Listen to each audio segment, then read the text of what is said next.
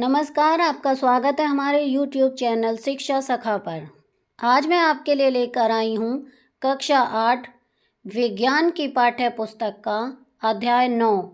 अध्याय का नाम है घर्षण।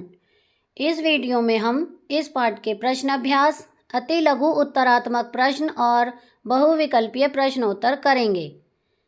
पिछली वीडियो में मैंने आपको विज्ञान का पाठ 8 बल तथा दाब पाठ के प्रश्न अभ्यास, अति लघु उत्तरात्मक प्रश्न और बहुविकल्पीय प्रश्नोत्तर करवाए थे। अगर आप मेरे चैनल पर नए हैं और अभी तक आपने मेरे चैनल को सब्सक्राइब नहीं किया है तो प्लीज़ सब्सक्राइब कर लें और बेल आइकन को ज़रूर दबाएं। मैंने अपने चैनल की प्लेलिस्ट में सब्जेक्ट वाइज लिस्ट डाली हुई है। आप जिस भी सब्जेक्ट के लेसन को देखना चाहते हैं मेरे चैनल की प्लेलिस्ट में जाकर उसे देख सकते हैं। मैंने अपने चैनल पर उड़ान, सभी सब्जेक्ट की कार्यपुस्तिका, जीके से संबंधित प्रश्न, निबंध, ऐसे आदि अपने चैनल पर डाले हुए हैं। अगर आप उन्हें देखना चाहते हैं तो मेरे चैनल पर जाकर देख सकते हैं। अब पाठ की शुरुआत करते हैं।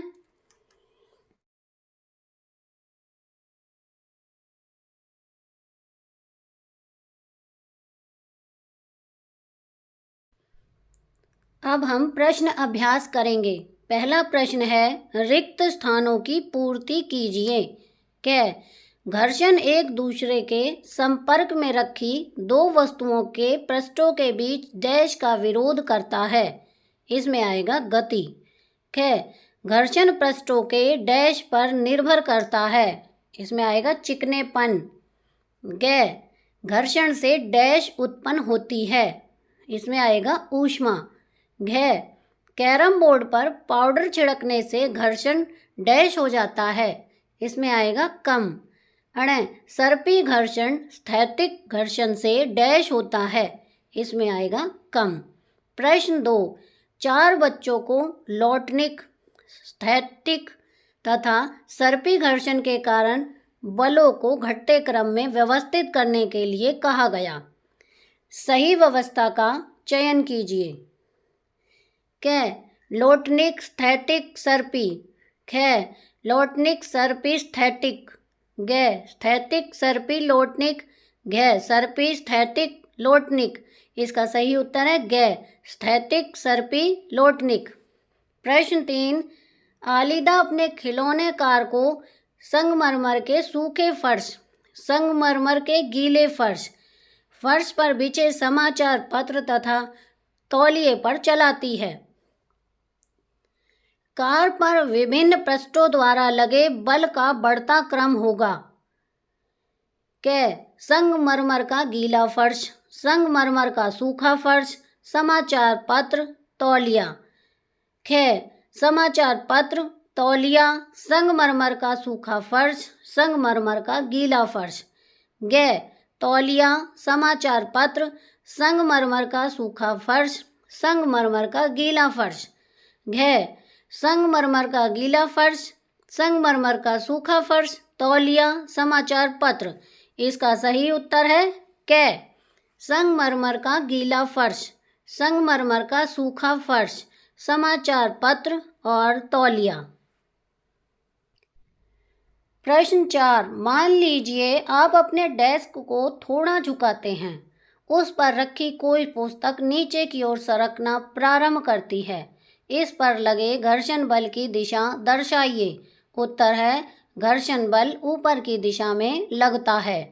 प्रश्न 5, मान लीजिए दुर्घटनावश साबुन के पानी से भरी बाल्टी संगमरमर के किसी फर्श पर उलट जाए। इस गीले फर्श पर आपके लिए चलना आसान होगा या कठिन? कारण बताइए। उत्तर है साबुन का पानी गिरने से गीले फर्श पर चलना कठिन हो जाता है क्योंकि इस अवस्था में चिकने साबुन के पानी की पतली परत बन जाती है। इस कारण चलने में कठिनाई अनुभव होती है। प्रश्न 6, खिलाड़ी कीलदार जूते क्यों पहनते हैं? व्याख्या कीजिए। उत्तर है कीलदार जूतों की फर्श पर पकड़ मजबूत होती है, वे फिसलने से बचाते हैं, इसलिए खिलाड़ी कीलदार जूते पहनते हैं। प्रश्न 7, इकबाल को हल्की पेटिका धकेलनी है तथा सीमा को उसी फर्श पर भारी पेटिका धकेलनी है। कौन अधिक घर्षण बल अनुभव करेगा? उत्तर, हम जानते हैं कि दाब बढ़ने से घर्षण बल भी बढ़ जाता है। सीमा अधिक घर्षण बल अनुभव करेगी क्योंकि भारी पेटिका हल्की पेटिका से अधिक दाब डालती है। प्रश्न 8, व्याख्या कीजिए, सर्पी घर्षण स्थैतिक घर्षण से कम क्यों होता है? उत्तर है, जब वस्तु विराम अवस्था में होती है तो वस्तु और धरती की सतह के बीच उन दोनों के पृष्ठों की अनियमितताओं के कारण घर्षण अधिक होगा, परंतु जब वस्तु गति की अवस्था में होती है तो अनियमितताओं को एक दूसरे में धंसने का अधिक अवसर नहीं मिलता, जिससे घर्षण कम होता है। प्रश्न 9, वर्णन कीजिए, घर्षण किस प्रकार शत्रु एवं मित्र दोनों हैं? उत्तर, यह एक मित्र है क्योंकि पहला है चलने में, दूसरा मोटर और मशीन चलाने में, तीसरा है ब्रेक लगाने में। आगे है, यह एक शत्रु है क्योंकि पहला है ये टूट फूट का उत्तरदायी है, दूसरा है ऊष्मा के रूप में ऊर्जा व्यय होती है, तीसरा है मशीन की कार्य क्षमता कम करता है, चौथा है मशीन के पुर्जों को स्नेहक लगाने में काफ़ी धन व्यय होता है। प्रश्न 10, वर्णन कीजिए, तरल में गति करने वाली वस्तुओं की आकृति विशेष प्रकार की क्यों बनाते हैं? उत्तर है, तरल में गति कर रही वस्तु को उस पर लगे घर्षण बल को पार करने में ऊर्जा की क्षति होती है। इस ऊर्जा की क्षति को रोकने और सुगम गति के लिए मछली अथवा पक्षी जैसी विशेष आकृतियों वाली वस्तुएं बनाई जाती हैं। अब हम अति लघु उत्तरात्मक प्रश्न करेंगे। पहला प्रश्न है, घर्षण बल किस दिशा में कार्यरत होता है? उत्तर है, घर्षण बल वस्तु पर लग रहे बल की दिशा से विपरीत दिशा में कार्यरत होता है। प्रश्न 2, साइकिल की ब्रेक लगाते हुए उसे सड़क पर चलाना मुश्किल है, क्यों? उत्तर है, सर्पी घर्षण लौटने घर्षण से अधिक होता है। प्रश्न 3, लुढ़कता हुआ गेंद कुछ समय बाद रुक क्यों जाता है? उत्तर है, गेंद और धरती की सतह के मध्य घर्षण बल के कारण गेंद रुक जाता है क्योंकि यह बल गति का प्रतिरोध करता है। प्रश्न 4, घर्षण क्या है? उत्तर, यह एक प्रतिरोध है जो एक वस्तु की गति के सापेक्ष दूसरी वस्तु की गति को कम करता है। प्रश्न 5, टायर वृत्तीय क्यों बनाए जाते हैं? उत्तर है, लौटनिक घर्षण सर्पी घर्षण से कम होता है। प्रश्न 6, घर्षण स्वयं अनुकूलित होता है, क्या यह सत्य है? उत्तर, जब तक वस्तु गति करती है घर्षण बल स्वयं को इस प्रकार अनुकूलित करता है ताकि यह लगाए गए बल के समान और उलट दिशा में हो। प्रश्न 7, कौन सी अधिक चिकनी है, गीली मिट्टी अथवा सीमेंट फर्श? उत्तर है, गीली मिट्टी। प्रश्न 8, कमानीदार तुला किस काम आती है? उत्तर है, कमानीदार तुला एक ऐसा यंत्र है जिससे वस्तु पर लगे गुरुत्वीय बल को मापा जाता है। अब हम बहुविकल्पीय प्रश्नोत्तर करेंगे। पहला प्रश्न है, फर्श पर लुढ़कती हुई गेंद कुछ समय पश्चात अपने आप रुक जाती है क्योंकि इस पर लग रहा है क चुंबकीय बल, ख विद्युत बल, ग घर्षण बल, घ दोनों विद्युत बल तथा घर्षण बल। इसका सही उत्तर है ग घर्षण बल। प्रश्न 2, गीले फर्श पर चलना कठिन होता है क्योंकि क घर्षण बल बढ़ जाता है, ख घर्षण बल कम हो जाता है, ग कभी कभी घर्षण बल बढ़ जाता है, घ क्योंकि पेशीय बल अधिक लगाने में असमर्थ होते हैं। इसका सही उत्तर है ख घर्षण बल कम हो जाता है। प्रश्न 3, घर्षण बल सदैव गतिशील वस्तु की दिशा के अनुरूप लगता है। ख विपरीत लगता है। ग ऊर्ध्वाधर दिशा में लगता है। ग इनमें से कोई भी नहीं। इसका सही उत्तर है ख विपरीत लगता है। प्रश्न 4, आप कांच की गोली, सीमेंट वाला फर्श, संगमरमर, पानी, तौलिए तथा बर्फ पर चलाते हैं। विभिन्न पृष्ठों पर लग रहे घर्षण बल को बढ़ते क्रम में व्यवस्थित कीजिए। क सीमेंट वाला फर्श, पानी, तौलिया, संगमरमर और बर्फ। ख संगमरमर, सीमेंट वाला फर्श, पानी, बर्फ, तौलिया। ग बर्फ, पानी, संगमरमर, तौलिया, सीमेंट वाला फर्श।